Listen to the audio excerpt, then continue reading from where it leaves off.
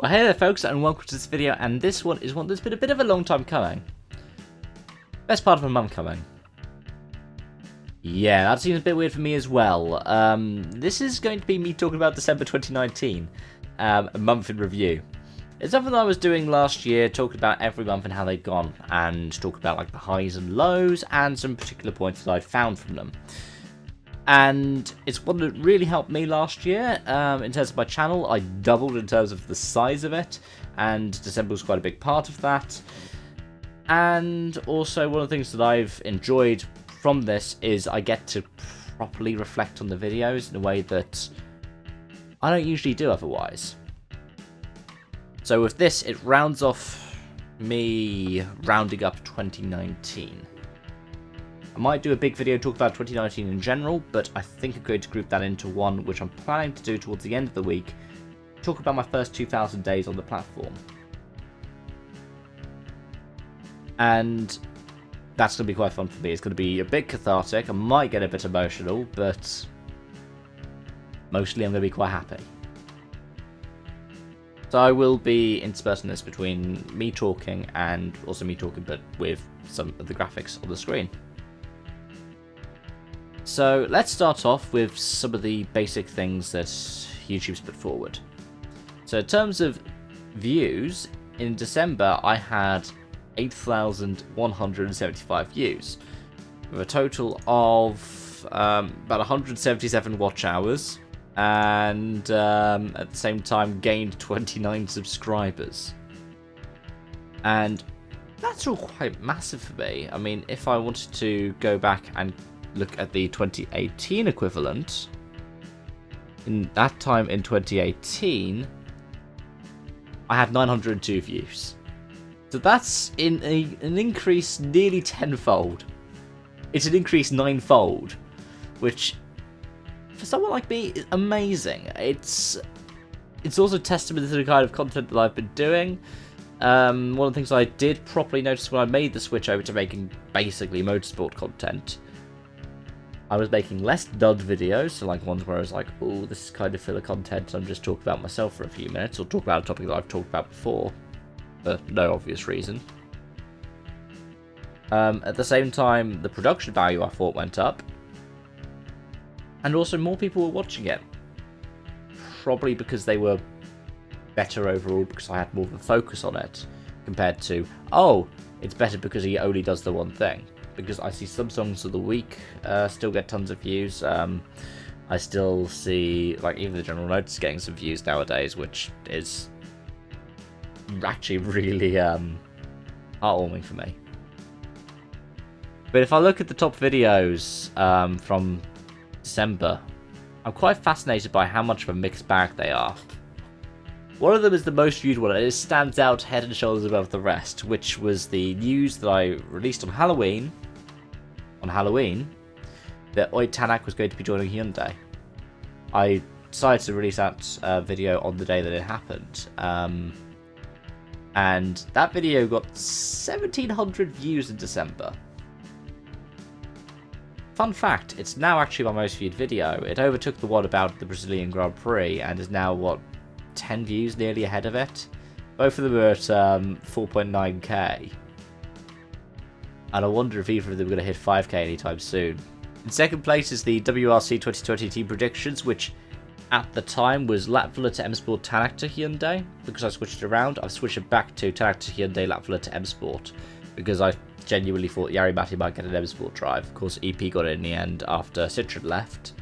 But in that video, I was talking before Citroen left the WRC.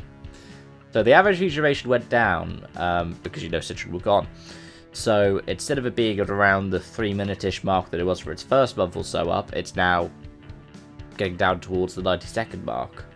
But it still picked up 900 views.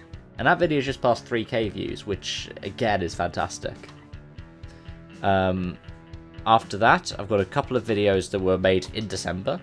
So you've got the news of WRC were cancelling their grand launch at Autosport International. So that was Hyundai withdrawing and Toyota launching at the Tokyo Auto Salon, which had 453 views in December. It's since passed 1,000 views, and again, thank you so much for your support with that. After that, it's the WTCR Race 3 Sepang review with Norby Michelis winning the WTCR title, which got 400 views, and it got most of that in the first day, and I was really surprised by that. Especially because I didn't really think that would happen with something like WTCR. Then my thoughts when the rumours came through that Lappy was going to be going to M Sport. Of course, it was something that was rumoured for a while after Citron left, but it was something that I was like, wow, lots of people are watching this one, and I think it's around 700, 800 views now, which is amazing. Then there's one that I made even before the Tanak one, when he joined Hyundai, which was about AlphaTauri, when we found out that Toro Rosso was going to be rebranded. That has actually gone quite big now. That is at 1,300 views, but in December it got 370, and I've been interested to see how that's been picking up over time. It's been very interesting because, well, it's not really what I thought was quite going to be a massive video. I thought 200-ish views, because it was around the same time I made the Breakgate video. And the Breakgate video did quite well.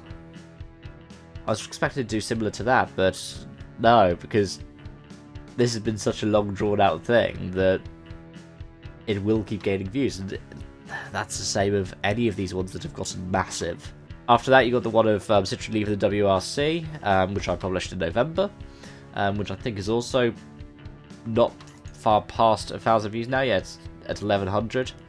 But that what that's meant is it's meant that it's bumping all of the old political content, the stuff that I had fun seeing the reaction to, but I wasn't having as much fun making, getting bumped down the order. So like the one I did on Genderquake, the Channel 4 thing is now at 11 views. But the Citroen one right now is at 1155. I like rates and things that I've actually enjoyed making a lot more. Then there's the Abu Dhabi Grand Prix reaction, 250 views. I think that was partially because it was a dud race. But it showed that what I thought about how I need to make instant reactions to be able to get the views actually works. It also proves that that was the main driving factor behind the Brazil video. I mean, also shows the fact that when I sat down and did a proper race review of Brazil, it got like 20-ish views compared to 5,000. So there's that. And after that, you've got one that was made right at the end of 2019, which was the speculation on who M Sport had signed. When they announced that they were going to have 3 cars, so it's basically doubled that in January. And then the Toyota lineup confirmation of Ogier, Evans and Rovanperä at 230 views. It's nice to see this kind of spread over videos. And I know that I've already talked about this for nearly 10 minutes, so I'm going to get into a couple of other little bits of points that I like talking about on here. The majority of the views happen through YouTube search or browse features such as recommendations, and through the YouTube search I've had 52,000 impressions. So that is quite big. So it shows that for me as a tiny channel, I do need to be making that kind of content if I want to get the views and then end up bolstering it. So that's why if you're watching this and you haven't hit the like button yet and you're one of my subscribers, that's why I always ask if people could do that. I mean, the dislike button does the same as well because it shows viewer engagement, but genuinely that helps bolster it because it means that my video goes up and up and up in people's feeds and people's recommendations. If I look by geography, in this time period, United Kingdom was the source of most of the views. Again, if you've got things like VPNs, they tend not to show it. But it's at 13%, 1,055. There's Estonia, 595 views. United States, 397. Indonesia, 362. And Hungary at 225. The one for Hungary is going to be Norby Michelis. And I can't really tell you where the Indonesia one is, but I know the Estonia one's going to be WRC and Tanak. I get such a lovely, like, spread of viewers and views. It's really quite fun. In terms of age, it seems to be still quite spread out. But most people tend to belong to the 25 to 45 groups. Which I find quite weird, because it shows that there's not really much of an ageism to this. I mean, I'm 20, I'm going to be 21 in about 2 weeks' time. But a lot of the people who watch my content, the majority of people who watch my content are actually older than me. And they don't feel like they're talking down to me. Which I guess shows the good of how this platform is sometimes. In terms of like subscribers versus not subscribed, it's quite interesting. 92.5% of the views from December came from people who were not subscribed. However, whilst the people who were subscribed made up for 7.5% of the views, and honestly, thank you guys so much for that. For someone with like 200 subscribers, to see that you guys are watching like on average 3 videos a month is pretty cool. The subscribers make up about 1/6 of the watch time. That's because the average view duration for a subscriber is 3 times that for someone who isn't subscribed. Which again is quite interesting and something that I really like to analyse more. Of course, one of the big things that happened in December was the Vice article that was written about YouTubers that I was featured in. Which meant that I had my 2 greatest days in terms of subscriber growth. And that was quite interesting because it meant that I think I gained something like 12 subscribers in a day. And that was around the time of the general election, so people were feeling very low.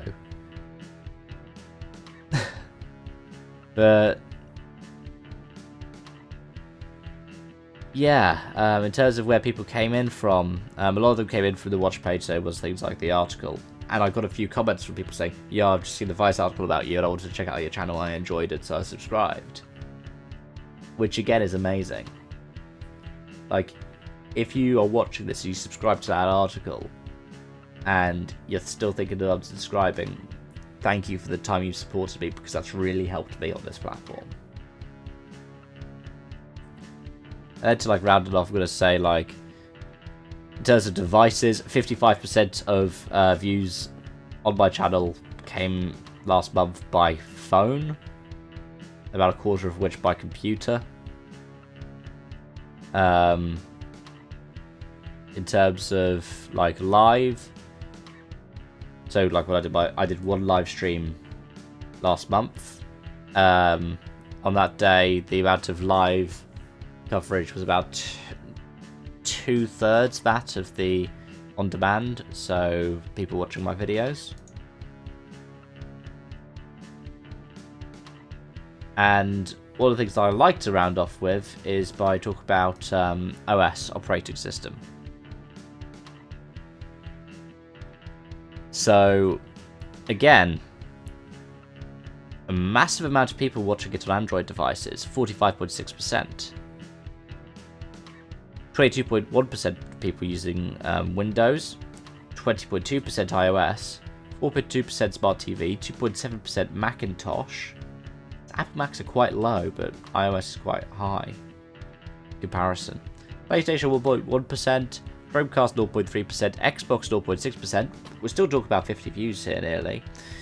Apple TV 0.4, 0.3 for Linux, 0.2 for Roku, 0.1 for the Nintendo Switch. 7 views on Tizen or Tizen, I can never remember how to pronounce that, and still 2 views last month on a Nintendo Wii. It's amazing.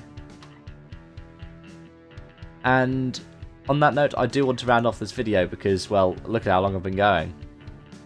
I don't really make long videos as much nowadays now. It's because it's higher maintenance to do. It takes longer for me to put together, especially if I'm trying to put a backing track in it. Do I do multiple backing tracks or just the one? I mean, even just saying that right now, I don't know what I'm going to do. But thank you so much for watching, and thank you so much for joining me. I don't know what the video tomorrow is going to be yet, but I know that Friday I'm going to be celebrating 2,000 days of daily video uploads onto this channel, and I hope you'll join me for that. That's going to be amazing. Yeah, thank you, and I hope to see you again soon. And as always, bye-bye for now.